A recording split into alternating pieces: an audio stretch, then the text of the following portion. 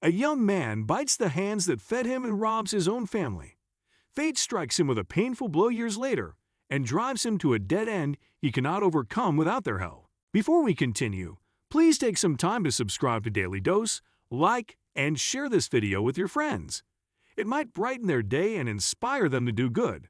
Also, keep watching because an important lesson awaits at the end of the video. For some, their family is about love, and for 19-year-old Stuart's father, Peter, his family was his strength and pride. Together we achieve, but divided we fall, he often told his 4 sons, and Stuart was the youngest. Besides family, there was something else that Peter, 56, cherished and believed kept his family united and strong. It was his treasured farm that was passed on from generation to generation. It was a symbol of Peter's pride and solid proof that taught the younger generation about hard work and unity. One day, Stuart approached his dad and told him he wanted his share of the fortune so that he could move to the city and start living his life alone. It was a terrible blow to Peter, who'd never wished to see his family break. "But son, you don't know much about city life. I am afraid you'd wander like a lost lamb. This is your family, and we will always support you," Peter disappointedly said as soon as Stuart told him his intention to leave the house. "Dad, I'm 19, and I have heard plenty about the city from my friends. I don't want to waste my time and energy farming with you. I have a purpose in life, and I don't want to become a farmer like you." Peter was taken aback by his son's stubbornness and tried changing his mind. "Son, this farm is our strength, and I've decided a destiny for my children. As soon as I see that you have gained enlightenment about life and have become wise, I'll give you your share of the fortune without you asking for it. You can do whatever you want with it, and even live independently. I'll not stop you. But dear, this is too early to decide." When life becomes hell, and all those you trusted desert you, only your family stands by. Stuart took that as a no and angrily hurled the shovel on the field. He walked away, frowning, and never turned around nor saw how heartbroken his dad was by his rude behavior. On his way home, Stuart took a little break and sat on a bench, searching online for a good hotel in the city nearby. He booked a room as a wicked plan brewed in his mind. So what if Dad refuses to give my share?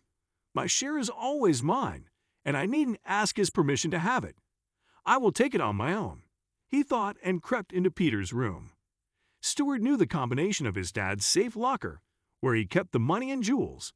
He looked around to ensure nobody was home, emptied his share into his backpack, locked the safe, and sneaked out without a trace. That evening, when Stuart didn't return to the farm, "I tried calling him, but he is not answering my call. Jason, can you please call him?" Peter anxiously asked his eldest son to call Stuart after not finding him on the farm. Stuart never returned even after sundown, so Peter and the rest hurried home, hoping to find him there. They checked Stuart's room and saw his clothes and suitcase were gone. It startled Peter, and he immediately raced to his bedroom to check the locker, only to find a significant amount of money and jewelry missing. How could he rob his own family? His wife Doris cried. Peter stayed calm and, in a soft, sad tone, said, "He will be back. He will come to us after learning his lesson. He hasn't seen the world fully, and I'm sure fate will drive him toward an unexpected turn in life." And Peter was right. Fate had prepared the most painful blow for Stuart in the city he fled to.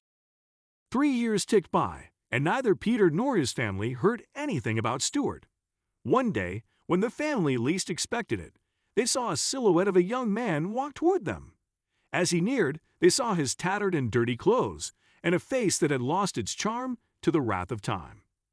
"Stuart?" Peter exclaimed as his children gathered around, speechless and shocked. "Daddy, I need your help. I'm hungry," Stuart began. "Oh, my dear, Jesus Christ. Please sit down first. Arlo, please bring some tea and bread for your brother," Peter exclaimed as he made Stuart sit on the field. "Dad, I'm so sorry for robbing you. I took the money and the jewels and fled to the city. I started a small business," Stuart resumed talking. "I wanted to achieve big quickly and come back to you as a wealthy businessman. I borrowed money and everything went smoothly, but not for long. I went bankrupt and lost my home.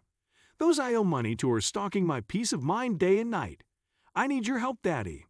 Saying or asking no more, Peter took Stuart home after the meal and showed him to his room. "You may have left us, but we never forgot about you, son. We regularly changed the bedsheets and curtains like we did when you were here. I knew you would come back to us one day." Stuart enjoyed a delicious supper and fell asleep peacefully after a long time. He awakened the following morning, unprepared to witness what true love looked like. "Good morning, sweetie. Your favorite pancakes and maple syrup." Doris greeted Stuart in his room with a breakfast tray. He opened his sleepy eyes and saw his siblings circling his bed, holding a packet each. Stuart rubbed his eyes and rose, puzzled.